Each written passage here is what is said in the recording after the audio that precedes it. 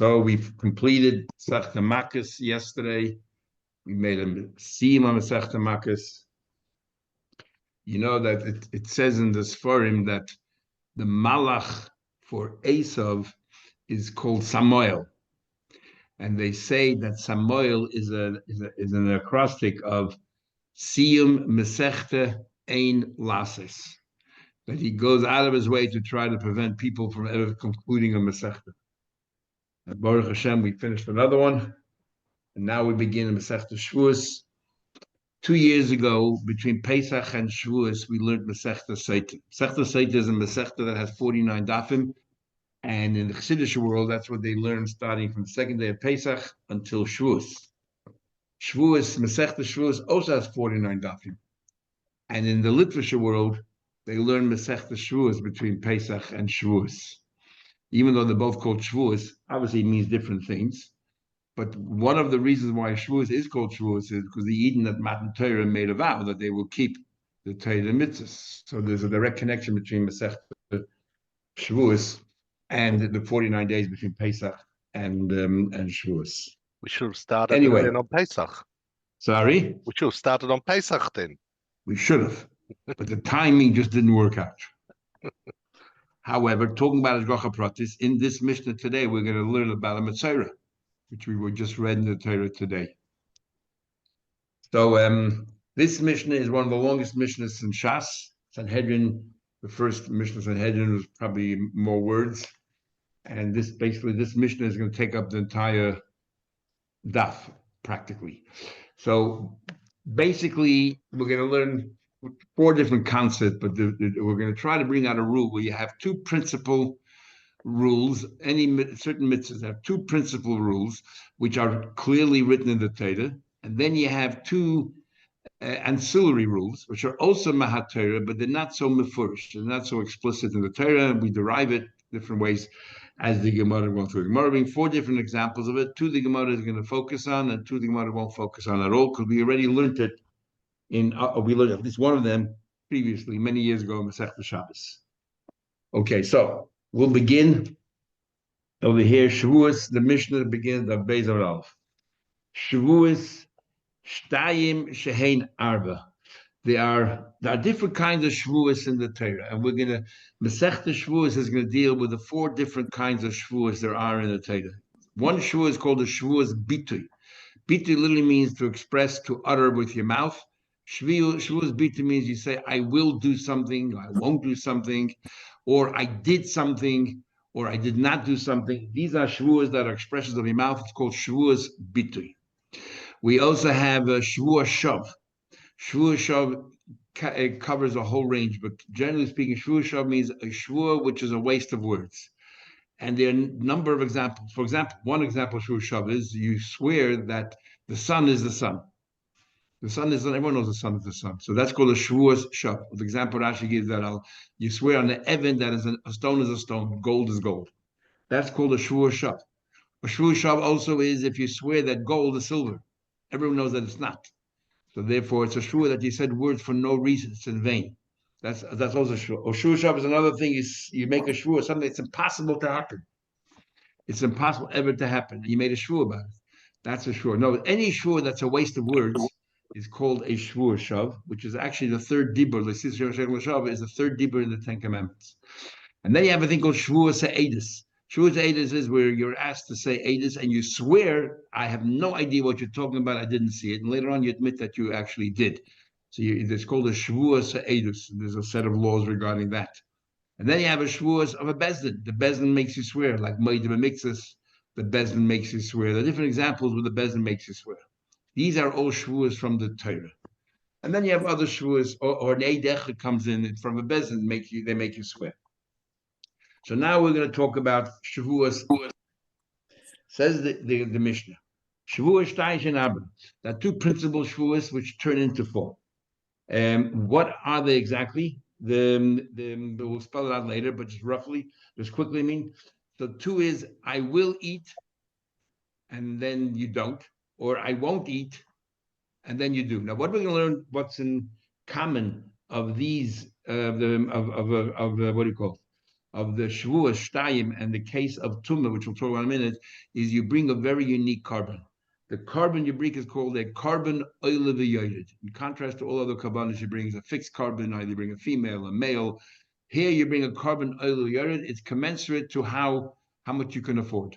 If you're wealthy, you bring animals. If you're not so wealthy, you bring birds. And if you're really poor, you bring a flower offering. So it's called a carbon oile v'yoyed. It's up and down depending on who you are.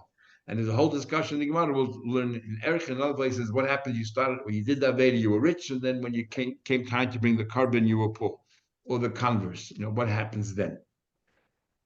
Okay, so Shavuos Shtayim Shein Arba two that equal 4. 2 are the future. I will eat, or I won't eat, and you breach it. And the extra 2 is the past tense. I did eat, or I didn't eat, and we'll talk about it soon. Yediyas HaTumah. When it comes to Tumah, we have an extraordinary din which you don't have anywhere else. If you ate, for example, treifa fats, you had no idea it was treif, and afterwards you found out by mistake you ate treifa fats, you bring a carbon. But you need hoidalav. You need to find out that you ate treif, otherwise you'll never bring a carbon. But you didn't have to ever know prior to eating that treifa fats that it was actually treif. You don't need a yediyah prior to that Veda. You just need a yediyah post Avera that you just committed a Veda by mistake. And therefore, you bring a carbon chatas. If it's a suffix, you're not sure if it's treifa fats or shum and kosher fats, you bring an asham, bring a carbon asham tali. So when it comes to tumah, however, this is an exception, as the Gemara will say later on, that you need a yediyah prior. Know what happened was you had to know you became tummy, and then you forgot, and then you entered the Beis Hamikdash while you were tummy. Normally you get kares, but this is a mistake, a shogeg. Or you became tamei and you forgot and you ate a carbon. Again, you get kares. And then you became aware afterwards. So there was a dia before, a dia after, and there was a helam. You forgot in between. You bring a special carbon, a carbon oile v'yoyed. Why are we more lenient with tumah than all the other averas that you do? We're more lenient tumah for a number of reasons. One reason is because tumah hutra b'tzibur. Tumah, and sometimes in the Beis Hamikdash or Karbanos, were actually treated very lightly. We say, what, the majority of people are tummy, we're going to suspend the laws of Tumah. Therefore, because it has that leniency, we're also going to give it the leniency of the carbon, that it should be a carbon oil depending on what you can afford. That's one of the explanations. Okay, we'll continue. So Yediyas HaTumah Shtayim Shein Rabbi did two, which will come 4. What's the extra 2? The 2 is you forgot that you were tummy, you entered the Beis Hamikdash. You forgot your tummy, you ate the karbanos. What's the additional 2? That you knew you were tummy, but you didn't realize you were walking into the Beis Hamikdash area. We'll see tomorrow later. The Rabbi Yirmiyah talks about if somebody from Babel came to Yerushalayim without realizing that he was standing in the place of the Beis Hamikdash was, what happens? And the other one is you knew you were tummy, but you didn't realize that you were eating was a carbon, food from a carbon. So that's the additional 2. Yitzias Shabbos, carrying on Shabbos. We learned in the first Mishnah in Shabbos, there's a thing called Haitzah and Hachnosa. Haitzah means taking out of your house, and Hachnosa is bringing in. Big machlek is, now, a malacha Haitzah is different than all the malachas, that we try to find a pasuk as a source. Where exactly do we learn out you're not allowed to carry on Shabbos? The first of all is the machlek is a shaynim from memory beginning of Shabbos, Rashi, Tosfos, Rabbi Chananel, and that is one opinion says that many who say you only learn from one pasuk, but from which one pasuk? So some say you learn out from the pasuk Al Yetze Ish B'Mekaymei. In Parshas B'Shalach by the mun, it says you should not leave your place with a basket to go collect the mun. So you're leaving your house, you're doing Haitzah to outside. It's a pasuk. It's a pasuk in the Torah. Others don't want to learn from this pasuk because we learn from this pasuk according to Rabbi Akiva Tchumen. You're not allowed to walk. It says Al Yetze Ish B'Mekaymei. It doesn't mean Al Yetzi, don't carry out. It means don't walk beyond your certain limit, which is 12 kilometers mahatera. Then you have others who say that no, we learn from the pasuk by Yechali Ha'am Lahavi that Moshe Rabbeinu Vayivir Kol Machna. They said, look, we have enough donations for the Mishkan, Pasha Yaakov, we don't need any more. By Yechali Ha'am Lahavi, they stop bringing from the tents outside to Moshe Rabbeinu. Again, this is Haitzah, and that's where we learned it out from. The others who learn from Al Yetzi Rekai may say you can't learn from here because this is not the Shabbos. He just said stop bringing. We don't need any more contributions to the Mishkan. We have more than sufficient amount. Other Rishonim hold we actually use both psukim. One is for Hitzah the Ani, and one is for Hitzah the Usher, which means, generally speaking, the Ani stands outside, the Usher, the Balabai, stands inside, because the Balabai owns the house, the Ani comes to the house, asks for help. And there's Hitzah the Balabai. Balabai picks something up from the table, he walks outside with it. And then there's Hitzah the Ani, where the person is standing outside, puts his hand in through the window and takes something outside. And so we have two psukim, one for each one. And Taisus then another training want to know why is it that malach of carrying needs psukim? All other malachas, we look at the Mishkan, if it was done in the Mishkan, that's it. We know that it was carrying. We learned that Memtes and Shabbos there, that Haim Haridu, they took off the beams from the wagons that was carrying in the Mishkan. So Taisus says the famous thing that carrying is different than all other malachas. It's a malacha gruyi. It's a weak malacha. How is it different than all other malachas? It's different because all other malachas, you're working with an object. You're working with an object, you're modifying it, you're altering it. Here, the object itself hasn't changed. What changed is the domain where the object is found in. It's the same object that was in a Shusa Yachid, now it's Shusa Rabbi. Why should that be forbidden? You didn't create anything. So that is a chiddush. It's a malacha guru. So therefore, everything has to be written in the Torah, and we can't even compare two. According to those who hold, you need two psukim hold that even though we know that Haitzah is forbidden, you cannot compare a poor person to a rich person. You need to have a separate pasuk for each one. Others say Haitzah is enough once you have a pasuk. And so too with the tuldas. All other tuldas just have to be similar to the oven, that's enough. By carrying, we looked, the Gemara was searching for a precedent, and in the Mishkan there was hachnos as well, bringing inside. It's a malacha group. So the two principal ones are Haitzah, one of the poor person, one of the rich person. The poor person standing outside, taking his hand, putting his hand in the window and taking something outside. One of the rich person who is inside the house. And then the two additional ones are hachnasa. Hachnasa the ani, hachnasa the usher. The poor person standing outside and puts something into the window and lays it on the table. Or the rich person who's in the house stretches his hand outside, brings something from outside into the house and places it down. That's the extra two. They're all asam mahatayra. So what is actually the difference? They're all asam mahatayra. Who cares if it's written in the Torah clearly or not?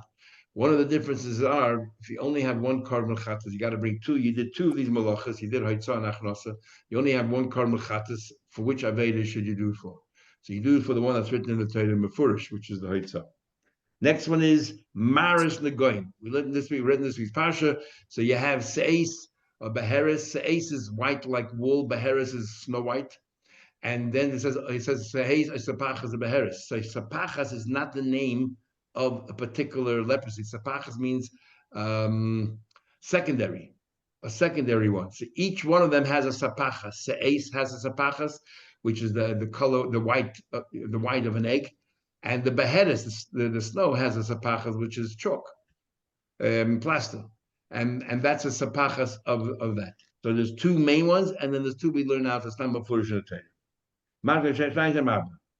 Okay, so now the Mishnah says out. Spells out. Es sheyesh bo yediyah betchila v'yediyah b'sayv. You knew you were tamei, you forgot. You knew you were tamei afterwards.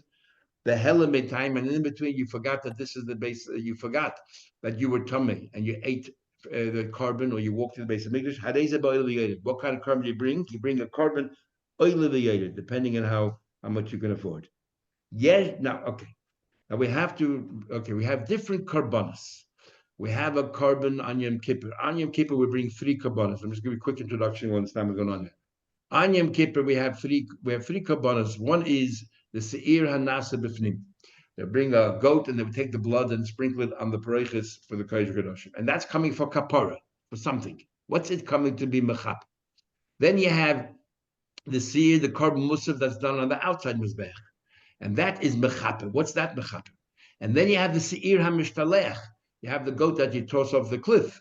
And what's that mechaper? Then every single Yom Tov, we have a carbon that is forgiving. What is that atoning? And then every Rosh Chodesh, we bring a carbon chatas. What's that atoning? So we're going to have a machlekes, three opinions in the Mishnah, how it works. We're going to have a machlekes, what's atoning what? So we'll start now here with Yom Kippur. Remember now, what are the possibilities when it comes to Tumah? The number of possibilities. One is you knew you were tamei, you forgot, you knew you were tamei. We're going to learn that's the carbon, that's the main carbon of Yom Kippur. The one that's nasa b'fnim is to atone that. But then you have other possibilities. What happens? You forgot that you never knew you were tamei, and then you were and then you went to the base of Migdash, or you ate carbon, and then you found it afterwards. In other words, there was only one yediyah at the end. Which carbon atones for that? Because when it comes to tumah, you need to know that you were tameh before you can bring a carbon. Since in this case you never knew you were tameh till afterwards, there's no carbon for you. It's only what's done in the base of Migdash. So which particular carbon takes care of that one? Then you have a third possibility, that you knew you were tameh, which means, and then you forgot, which means you should be bringing a carbon, but you never remembered afterwards. So Kolzman, you didn't remember, there's another carbon that doesn't completely atone you, because you still need to bring a carbon the moment you remember. But as long as you don't remember, that carbon is going to protect you from being punished. Fourth possibility is you never knew you were tameh, so you never knew afterwards either. You never became aware afterwards that you were tameh while you walked in the base of Mikdash, or while you ate that carbon. Which carbon is mechaper in that? And these are all examples of a person who was tameh and did the wrong thing. What about a person who was tired and ate, didn't realize that the carbon he was eating was tameh? What happens then? Which carbon is mechaper in that? Okay, so these are the 5 scenarios. Now we go through the Mishnah. Says the Mishnah. Yes, but what happens? So we said if there was idea beginning, be at the end, you bring your own carbon. End of story. You bring your own carbon. There's no carbon that's there to atone you. You got to atone yourself. Bring your own carbon. What about yesh bo yediyah b'chila? You knew you were tamei, then you forgot, but the ain bo yediyah b'seif, and you never became aware again. You never were reminded what happened. So you're chayiv a carbon, but you can't bring it because you don't know. That you didn't realize afterwards that when you ate this thing, you remembered again. Oh yeah, I was tamei. There was nothing to remind you. Then that is the seir hanasa b'fnim. That everyone agrees it's the carbon on Yom Kippur that you do on the inside. You sprinkle the blood on the parachas. That's what is there to take care of that. But it cannot really completely remedy the situation because you're already chayiv a carbon. So what happens is Yom HaKippurim together, Yom Kippur and the seir nasbefnim toilet. What it does is it's toilet. It suspends you. It makes you. It prevents you from getting any yisurim, any punishments, because it's not really your fault. But until Yom Kippur, you're vulnerable. It's only from Yom Kippur onwards. Until you one day you suddenly remember, oh, I was tummy when I ate it, and then then you bring a carbon, because Yom Kippur cannot remove once you chayiv a carbon. Yom Kippur cannot take it away. You have to bring it even after Yom Kippur. You still got to bring your chatas. We learned in Yuma, you got to bring your ashram and all that. What about case number 3? You were totally not aware you were tummy. And you ate a carbon, and afterwards you realize, hey, I was tummy when I ate the carbon. So here you were never chayiv a carbon because there was no yediyah in the beginning, and we learned from the pasuk that it had to be yediyah in the beginning. But you still need an atonement because the fact is you ate from an animal, from a carbon when you were tummy. So we say, seir hanase b'chutz. It's the goat that is done, the carbon musaf that's done on the outside of the Mizbech, together with the fact that Yom Kippur is mechaper. Here it's a full atonement because there's no chiv of a carbon there. There was no yediyah in the beginning. It's a full atonement. Now it says milvad chatas kapurim. It says here that in addition to chatas kapurim, so therefore that this forgives. What does it forgive? It forgives for that aver. Amash zeh mechaper zeh mechaper. And it says over there, you bring another goat outside besides the chatas kapurim. So what we're going to learn from here is that the chatas that you bring outside, which is what the pasuk is talking about, is exactly the same as the chatas that you bring inside. You sprinkle it. It's there to achieve a similar purpose. Just like the inside one is only mechaper if you had a yediyah. True, the yediyah was in the beginning. The yediyah was that before you forgot, before you ate the carbon, but there was a yediyah. The chitzin also is not mechaper only on something that you had a yediyah, but can't be for the same thing. Then what's the point? So the first one, the inner carbon is for if you have a yediyah in the beginning, not at the end, and the outer carbon is if you had a yediyah at the end and not in the beginning. Now, what about case number 4? Al she'ein b'yediyah loy b'tchil loy b'sayf. You didn't know in the beginning, you didn't know at the end. So obviously you cannot bring a carbon, you had no idea. So what happens then? The carbon musaf that's brought on Yom Tov The carbon musaf is born in Chodesh. That's what's there to atone, and it atones all the times that you entered the base of Hamikdash without realizing you were tummy between last Rosh Chodesh and this Rosh Chodesh, or between Rosh Chodesh and Yom Tov. It will take care of. And there is a famous question that Pnei Yeshu asks. So Rosh Hashanah, if Rosh Hashanah falls out, Rosh Hashanah always Rosh Chodesh. So why would they bring two karbanas? They brought a carbon musaf as far as Rosh Hashanah is concerned, and they brought a carbon musaf because it's Rosh Chodesh. But they're both coming to achieve the same end, which is that it's only there. That carbon musaf is to atone for somebody that was not aware that they were tummy, and they never found out afterwards that they were tummy when they ate a carbon. Why do you need two karbanas do the same thing? In fact, someone will say that Rosh Hashanah and Kippur in the nusach of davening, we don't say Shnei Seirim, we should say Seir Echad, because they did not bring. Maybe the Taka didn't bring two karbanos. Maybe they only brought one carbon. And in fact, one of the Achrayim wanted to learn. That's why the Rif brings this Mishnah down, which the Rif always brought down halachah, which are relevant today. Why do we need to know about which carbon forgave what? Because it's negated to the Nusach of our Rosh Hashanah davening, whether we also mentioned, whether we talk about two carbon something, one for Yom Tov and one for Chodesh, or one. And yeah, that's the opinion of Rabbi Yehuda. Rab Shimon says, no. Rab Shimon, and Rab Shimon says, and some want to say that maybe that's exactly what bothered Rab Shimon, to say that Rosh Chodesh and Yom Tov are here to do the same thing. He said, what's the point? Rab Shimon says, no. That no, what you said, that a person who didn't know before and after, and you have a carbon, that's what Yom Tov is there for. Yom Tov atones you for somebody, no yidi in the beginning, no yidin. So what's the seir of Rosh Chodesh? What's that for? So what's the seir of Rosh Chodesh for? You know what's talking about?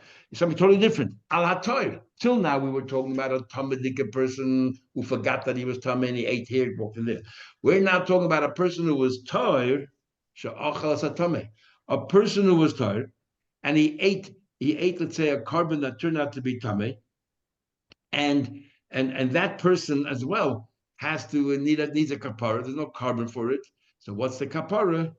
That's what Rosh Chodesh is for. We'll see in the Gemara later, La Hashem, that actually the Karma Chattas on Rosh Chodesh is to atone Hashem for his chet, which we'll talk about in the Gemara later. But right now we're saying that the Seir Rosh Chodesh was, according to Rabbi Yehuda, somebody who had no knowledge before or after that he was Tameh. According to Rabbi Shimon, no, that's not what Rosh Chodesh is for. Rosh Chodesh is for somebody who was tired and didn't realize that what he was eating was Tameh, the carbon Tameh. Comes along Rabbi Meir. Meir says, Kol hasi'idim. Meir says that all the se'idim, all the musafim, whether it's Yom Tov, whether it's Chodesh, whether it's Yom Kippur, Shava, they all are there for the same purpose. They're all for the same thing. Now, what do you mean? They're mechaper all the different kinds of tumas, whether there was no yidi in the beginning or whether there was, but there's no yidi at the end. All of those. It's mechaper all of them. The only one that's not mechaper is if there was a yidi in the beginning, a yidi at the end, you forgot in the middle, there you have to bring your own carbon. So the Meir says, and they're all for the same purpose. You were tameh, you forgot, or you never knew, and you walked into the base of Mikdash, or you ate kabbanas. We're not talking about a Torah person. We're not talking at all about a Torah person eating something tameh. So the Meir says all kabbanas are the same. Comes along Reb Shimon. Reb Shimon says, we're repeating now what Reb Shimon said because we're going to get involved in an interesting discussion. Reb Shimon says, Reb Shimon says the goats of Rosh Chodesh, you know what that's for? That's mechaper al hatoir she'ochal asatame. The goat of Rosh Chodesh is here to mechaper if somebody was tired and he ate tameh. That's in the top line of the Mishnah. And the regolim, you know what Yom Tov is for? Mechaperin, we said before, al she'ein b'yidih lo b'chil v'sayis. So Rosh Chodesh is limited only to a person who was tahir and he ate from a carbon which is tameh. So totally different set of, I guess, purpose for the carbon. Yom Tovim is for somebody that did not know, had no yidi in the beginning, no yidi then, had totally not aware, was totally unaware that he became tameh. So Rosh Chodesh, what do you call it? Sorry, Yom Tov carbon is mechaper for those people when he walked in the base of Mikdash without realizing it, or he ate from a carbon without realizing it was tameh. Then v'shel Yom Kippurim, what's Yom Kippur mechaper? Al she'ein ba yidiyah b'tchila. If there was no knowledge in the beginning, I will yesh ba yidiyah b'seif. the seira, the musaf on the outside. What's that musaf for? That musaf for is you had no yedi in the beginning, so you don't bring a carbon, but you had a yedi at the end. So therefore, and if you can't bring a carbon to expiate the avera you just did. So that's what we have a carbon musaf, and the carbon musaf atones you, and this is a total kapara. There's nothing else you have to do. Amrullah, they asked of Shimon Mirchoy an interesting question. Mao sheyikru zeh b'zeh. What happens?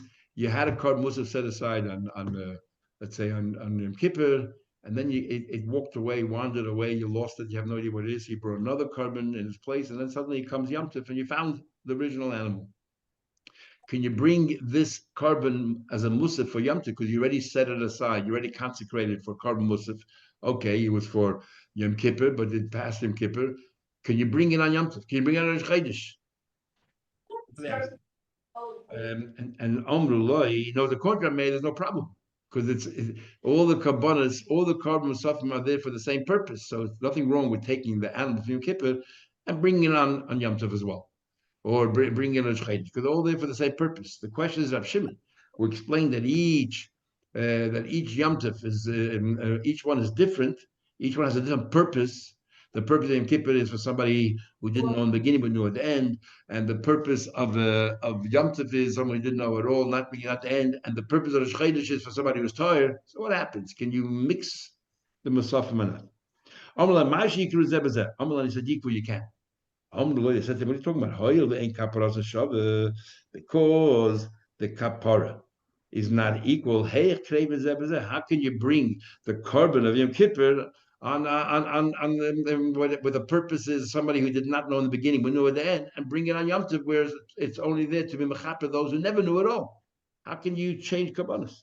We told them, Kulam bayin lechaper al tumas mikdash groshev. Doesn't matter, the details are different. The fact is they're all there. The thrust of it is they're all there to mechaper somebody who did something wrong with tumah regarding the base of mikdash, regarding a carbon. That's enough. So you can bring it on other events as well. Anyway, interesting aside, the Taisus Yontivir has a whole discussion that this Mishnah can't be. It says Omrullah, which like Rabbi Yehuda and Rameir were talking to Rabbi Shimon. And he says that Yehuda Meir never saw Rav Shimon. It makes a pretty interesting statement. And he relies on the Rambam that Yehuda Meir never actually saw Rav Shimon, which is hard to understand because first of all, we had him Mariyavamas for Rabbi Akiva, Sfiras Aimer. He went after he lost all his Talmidim, he went to the south and he picked up 5 new Talmidim, Rabbi Yehuda Meir and Rav Shimon. Shimon is one of them. And we have many instances of the Gemara which seems like they all lived at the same time and they were all talking to each other, so I'm not sure exactly why I said it. But anyway, now comes along Rab Shimon ben Yehuda, and we have this a number of times. Rab Shimon ben Yehuda, a student of Shimon Yochai, repeats things of Shimon Yochai, which is different than what the Tanakhama thinks of Shimon Yochai said. And what Rab Shimon Yehuda is going to say is, everything Shimon Yochai said before is correct, but he's going to make one major amendment. That is, that not each Yom Tov, or Yom Kippur is exclusive, and Yom Tov is exclusive, and Rosh Chodesh is exclusive. He says it works its way backwards. Rosh Chodesh is exclusive, does only one thing: a tahor that ate from a carbon that's tamei. Yom Tov does that plus somebody who had no yedi in the beginning, no yedi in the end, and Yom Kippur does that plus somebody that had no yedi in the beginning but had a yedi in the end. So Yom Kippur does all three. Yom Tov does 2, and Rosh Chodesh does only 1. That's what Shimon Yochai is saying. Not the way we learned before, Tanakama, that only each one does only 1 kapara. So the Gemara said, Shimon Yochai, Mishmai in his name. Siddush Chodashim Mechaprin Al Toys. Siddush Chodesh is, like we said before, atones for somebody who's toish, ochal satame, that he ate tameh. Moisif alei and shel regalim. Yom Tov does that. The carbon musaf Yom Tov does that. Plus, in addition, it also does. In addition, it also mechaper for someone that had no idea. So it does 2 things, 2 kaparas. Moisif alein shegipur. It gives us a 3rd kapar. Does those 2 plus. First of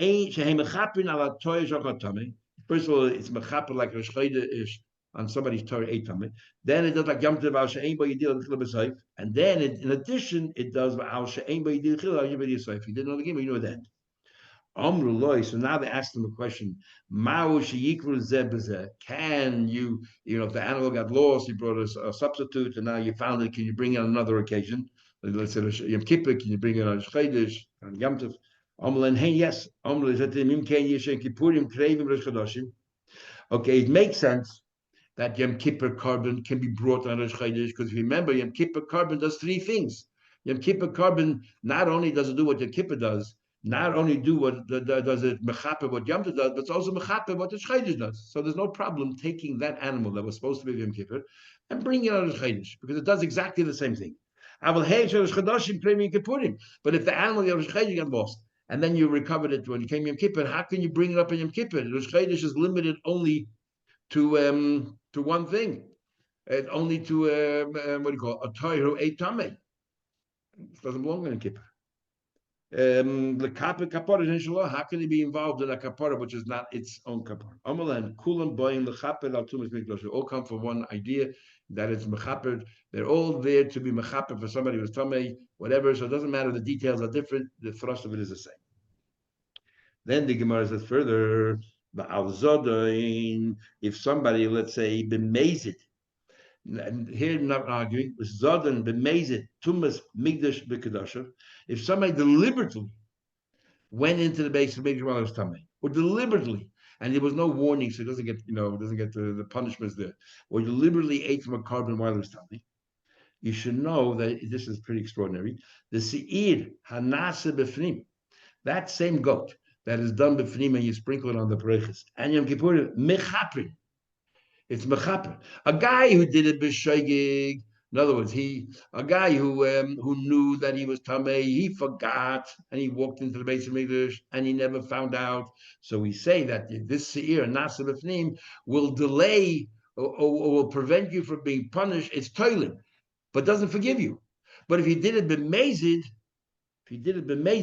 Yom Kippur will forgive, because you don't have a carbon, so Yom Kippur forgives. So Yom Kippur forgives for mezid, but for shegig, you got to take care of yourself. What's the logic in that? Being forget, you'd expect. Sorry? You think it'd be the opposite? You would think. Yeah. There's a Rabbeinu Yoina that says that Rabbeinu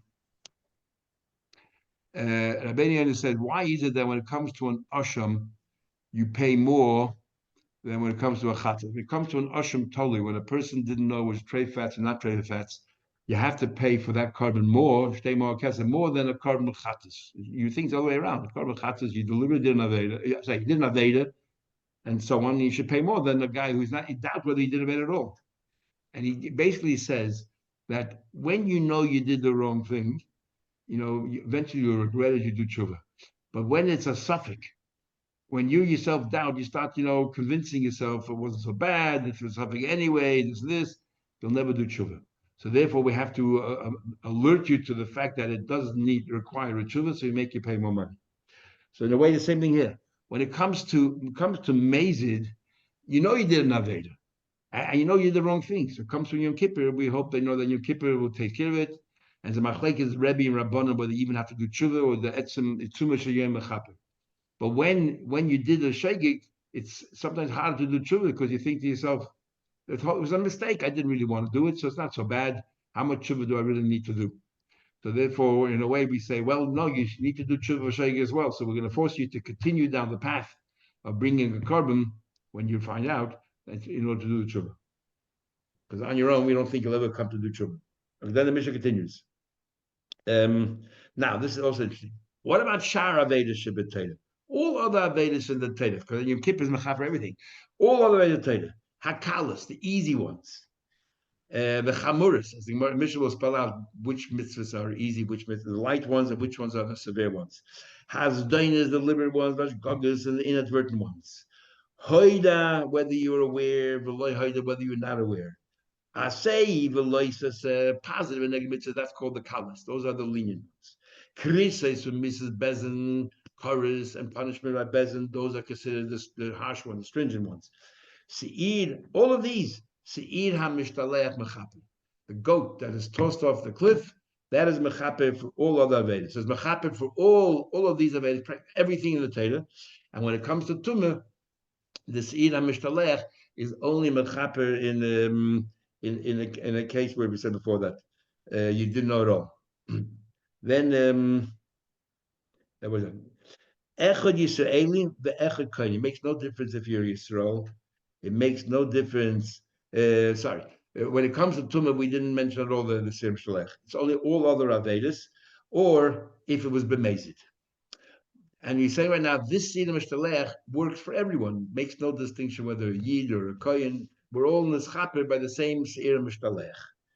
Echad Yisraelim, the Echad Kohenim, the Echad Kohen Meshuach. Even if you're the Kohen Gadol, we call him Kohen Meshuach because he used to be anointed with oil before Yeshua hid that oil from Moshe Rabbeinu. So Ma Ben Yisraelim the Kohenim, the Kohen Mashiach. The Gemara would ask. He just said there's no difference. Why is the Mishnah suddenly asking what is the difference? So opinion number one is Ella. Remember, Aaron HaKohen brought his own carbon, and he was mechaper. It says twice he brought his carbon. Then he was mechaper. He was mechaper, and who was he mechaper? First, it says his own family, but he's also mechaper and all the kohenim. So, what was he mechaper then for? What was he mechaper the kohenim? If all the kohenim are already included with Am Yisrael, and we were all atoned for all of our Vedas with the Seder Mishtalech, what's this power of Aaron coming to atone? Eloshah par mechaper al kohenim, the par mechaper and the kohenim, but al tumas migdash v'kedushav. What, in other words, that seir hapnimi, which we said before, that's the inner seir, which by Yisrael is coming to be toila. If you were, if you knew that you were tamei, you forgot you were tamei, and then you never became aware afterwards. So we say that the seir hapnimi is being toila. and right, so that's what's mechaper by kohenim. They get that from the power of Aaron HaKohen, and so too if b'mezid they entered the Beis Hamikdash or ate from a carbon, the Aaron HaKohen is mechaper, and so too with the seir hachitzon is mechaper. The seir hachitzon mechaper where he did not know in the beginning, but he knew at the end. So all the laws of tumas migdash kedoshav. The seir what that does, the seir mishtalech, which is b'mezid, the seir hanasa b'chutz, which is for a person who had no yidin beginning and end. By the kohenim, they have a separate kapara. They have the kapara of the power of Aaron. But when it comes to all the other avedas, what the seir mishtalech does, they're included. That's the first view here. Comes along Rav Shimon and he says, no, Rav Shimon kishem shedamasoy hanasa b'fnim mechaper al Yisrael. He says that even when it comes to all other Avedas, just like the dam of the soyer that is done inside is mechaper al Yisrael, just like you're made to me, that in other words, when Aaron HaKohen did his par, he also did something else.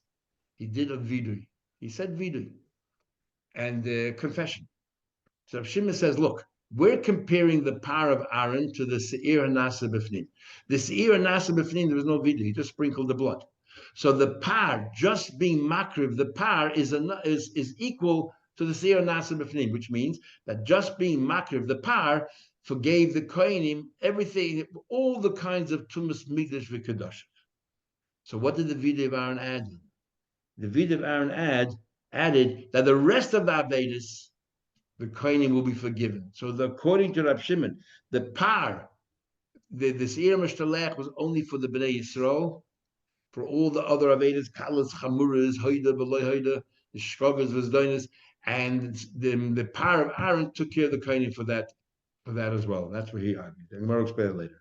Says let's understand. We just finished Satamakis, Maishna Tanishur, why learn Shuas, and even though we know there's no order in the Gemara, as we say, a stam va'achakach machlekes. If you have a stam Mishnah, and then afterwards you have a Mishnah that has an argument, which means that Rebbe is saying don't necessarily follow the stam. But if you have a machlekes and afterwards a stam, we say the halacha like a stam. That's generally only within the same Masechta. But from one Masechta to the next, we say there's no order in the Mishnah, so or in the Gemara, so you can't really learn one from the other. And so what's the Gemara's question? But even so, once he put it together, as a shas, tried to make a connection, some connection between the end of one Masechta and another Masechta. Others want to say that the Zikin is, we had an argument in the Gemara, if the Zikin is considered one Masechta or not. But it seems that they understood, this is actually one of the Rishonim, that they understood the Zikin is one Masechta doesn't only mean the way we learn Baba Kama, Baba Mitzir, Baba Basra. but also these additional Masechtas after the Babas might be part of it again as well. So there's an argument. As you know, there's a big machlekes how many Masechtas there are in Shas, 60, 61, 63. Depends if you say all Nezikin is one Masechta, and some want to say that Makkas is included in the Babas, so it's like one Masechta. But no one says that Shavuos is included, but this Rishon does. The word "gon," by the way, you hear that they always say somebody who knows how to learn is called a gon, actually originated for the word "gon." Gematria is 60. Gimel Aleph Vav Nun is exactly 60, and because there were 60 Masechtas, Mishnayos, and all that in Shas, so therefore they called somebody who was a Baki B'Shas a gon. Anyway, so we just finished Makis. Why does it say Shavuos? Mishum the Tani, because what would you learn towards the end of Makis? Chayiv al Roishtayim. If you cut off the payas, you're chayiv two averis. Achaz mekan v'achaz mekan, two sides. Even if you shave all your head off, all your hair off, if you took off the payas, the corners as well, you're chayiv. Big machlek is the shame. Interesting, the Taisus is here.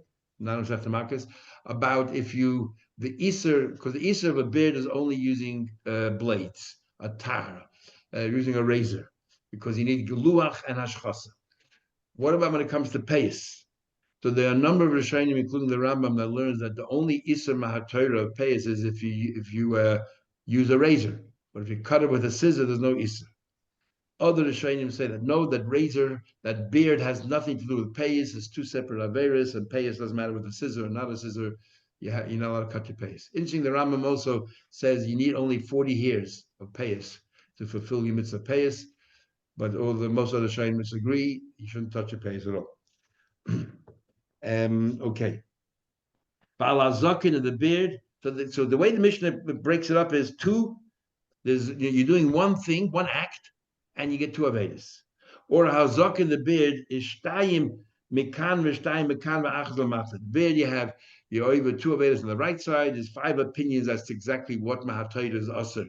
When we say there's the two, zakin is 5 isuri ladim. Where exactly isuri ladim? Rashi here says a different pshat than Rashi Makkos.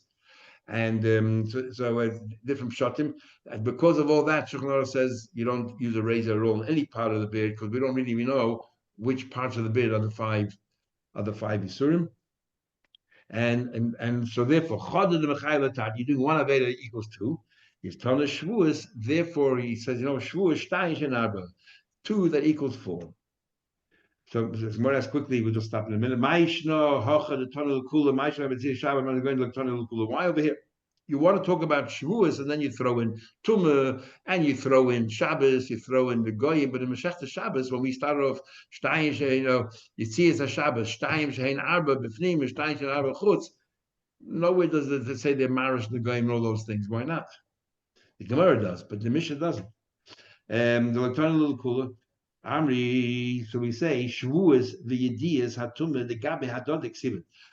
In the Torah, right in Vayikra there, where it talks about end of Vayikra, the Parsha Vayikra, it talks about Shavuos and Yediyas Hatumah. They're all in the same sukkah. Within the first 5 sukkah, they're right next to each other. The Gabe Hadod Exhibit, they're written right next to each other, so it makes only sense. The Damin Hadodi beKarban Oil. Both of them have the same din, the same common din. That is, it's a carbon oil of the Yered, side by Tumah and side by Shavuos. So they're very similar. So it makes sense that we're talking here about Shavuos. We also talk about Tumah. And once you talked already about 2 subjects, Tumah and Shavuos, Shtayim shein arba, so we brought the other 2 examples. We have the same thing. Ton Lugabe Hadodi, Ba'aydi that you learn next to each other. Ba'aydi Toni Tarti, Toni Kula. Once you already learn 2, you learn the rest. But the rest, you don't. Then the Gemara concludes, Pasach b'Shavuos and b'Farish Tumah. We start the Mishnah, it's called Shavuos Shtayim shein arba, but this Perek, most of it, and the next Perek is all about Tumah. It's only the 3rd Perek that goes back to Shavuos. The fact that Shavuos Bitra, it's only 1 Perek there. So why start with Shavuos and then jump into Tumah? Says the Gemara, L'chayda Pasach b'Shavuos and b'Farish Tumah. Why do you open with Shavuos and then these 2 parakas are all about Tumah? So we answer, Aidi de Zutrin Melayu, the laws of Tumah is far less than the laws of Shavuos. It's only these 2 prakim. Is Pasik and Shadilu. He stopped, Shadi untied the knot and talked about Tumah, where other version is Shadilu. He threw it and he talked about Tumah, and then Vahada Tani Shavuos. And then he learned Shavuos, the Nefishin Melayu, because there are many more didn't. Because there are 4 different kinds of Shavuos. So even though Shavuos Bitu is only one page, third page, but there's other Shavuos as well that it discusses the rest of Masechta Shavuos. Okay, have a good walk, everybody. Shavuot Tov. Shkoyach, Yeah. Shavuot Tov. Yeah, and hopefully we'll enjoy our journey through Masechta Shavuos. Yeah. Thank Yeah, you. sure. Just wondering, Yeah. where did Rabbi Akiva learn? We know Rabbi Yochanan and Zakkai got Yavna that he could learn. Was Rabbi Akiva there too? Rabbi Akiva learned by Rabbi Lezer ben Hurkanus. He was much no. Rabbi Lezer ben Hurkanus' teacher was Rabbi Yochanan ben Zakkai, the one you just mentioned, and he taught Rabbi Akiva. And Rabbi Yishmael taught Rabbi Akiva. He had a few teachers, and the main one was Rabbi Lezer ben Hurkanus. And does that mean they learned in Yavna because of what was happened, or at that No. stage they could learn anyway? Looked anyway. He learned. First of all, Rabbi Akiva was a rabbi in Bnei Brak.